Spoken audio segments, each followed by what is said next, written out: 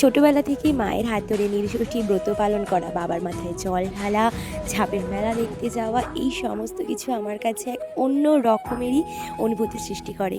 So hello guys, আজ হচ্ছে বছর শেষ হওয়ার মাত্র 2 দিন আগে নীলষষ্ঠী ব্রত পালনের দিন। বাঙালি ঘরের মায়েরা তাদের সন্তানদের মঙ্গল কামনার জন্য বিশেষত এই ব্রত পালন করে থাকে বলে প্রচলিত। তবে আমাদের এখানে আমি দেখেছি ছোট থেকে বড়, ছেলে মেয়ে নির্বিশেষে প্রত্যেকেই বাবার মাথায় এদেরকে জল ঢালেন তাদের মনস্কামনা জানিয়ে। আর আমিও তো তাই ছোট থেকেই মায়ের সাথে যাই এই ব্রত পালনে। তো এখন তাই রেডি হয়ে নিচ্ছি মন্দিরে যাওয়ার জন্য। ভীষণ গরম পড়েছে, তো বেশি কিছু একদমই নয়, একটু জাস্ট ভালো করে সানস্ক্রিন লাগিয়ে নিলাম। বাইরে ভীষণ রোদ আর ভীষণ গরম, তো একটু সানস্ক্রিন, সান পাউডার আর ব্যাস একটু লিপস্টিক আর ছোট্ট একটা টিপ, এই হচ্ছে আমার ছিমছাম সাজগোজ। তো চলো, আমি তো একেবারে প্রায় রেডি হয়েই নিয়েছি। তারপর হঠাৎ মনে পড়লো যে একটা জিনিস মিস হয়ে গেছে, আমি একটা কানের তো পরাই হয়নি। তো এই কানেরটা কিছুদিন আগেই তৈরি করা হয়েছিল, তো একদমই পরা হয়নি। তো ভেবেছিলাম যে পয়লা বৈশাখের দিনই একেবারে পরবো, বাট আজকে ইচ্ছা হলো, শাড়ি পরেছি যেহেতু, তো আজকেই পরে নিলাম।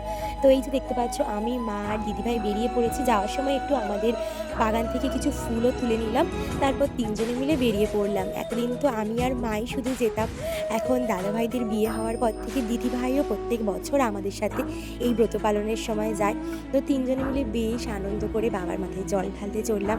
প্রথমেই একটু বাতি জ্বালিয়ে নিলাম মন্দিরের সামনে, তারপর এখন এসে গেছি মন্দিরের ভিতরে। আর মন্দিরে এই দিনকে এত পরিমাণে ভিড় হয় যে একটু শান্তিতে বাবার মাথায় জল ঢালবো তার কোনো উপক্রম নেই। তাও এই ভিড় ঠেলে যথাসাধ্য নিজের মনের মতো করে বাবার মাথায় জল ঢাললাম, শান্তি মনে অঞ্জলি দিলাম। সুষ্ঠুভাবে আমাদের পুজো সম্পন্ন হলো। তারপর চরণামৃত খেয়ে আর বাড়িতে আসার সময় একটু তো বরফ ঠান্ডা খেতেই হবে, এটা প্রত্যেক বছরেরই যেন একটা নিয়ম হয়ে গেছে আমার কাছে। তো যাই হোক, এরপর চলে এসেছি বাড়িতে। তারপর বাড়ি এসেই একদম পয়লা বৈশাখে কেনা নতুন নাইটিটা পরে নিলাম। আমার তো দারুণ লাগলো, নতুন জিনিস পরতে কারই না ভালো লাগে।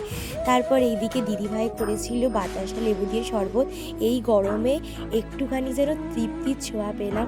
তারপরে চলে এসেছি, এখন আমি একটু সাবু মাখা করব বলে বিভিন্ন রকমের ফল এখানে নিয়ে নিয়েছি। আর এই যে সাবু ভেজানো ছিল, এর মধ্যে কলা, টক দই, বিভিন্ন রকমের ফল, সমস্ত কিছু একদম ছোট ছোট করে কুচি করে নিয়েছি। আমি তো এখানে 3-4 রকমেরই ফল নিয়েছিলাম, তোমরা অনেক ধরনের ফল এখানে অ্যাড করতে পারো যেগুলো তোমাদের খেতে পছন্দ। আর একটুখানি বাতাসাও এর মধ্যে অ্যাড করে নিয়েছিলাম। এই সমস্ত কিছু একসঙ্গে মেখে যে কোনো উপোসের দিন খেলে না, সত্যি বলছি এত সুন্দর লাগে, একদম মনও ঠান্ডা, পেটও ঠান্ডা।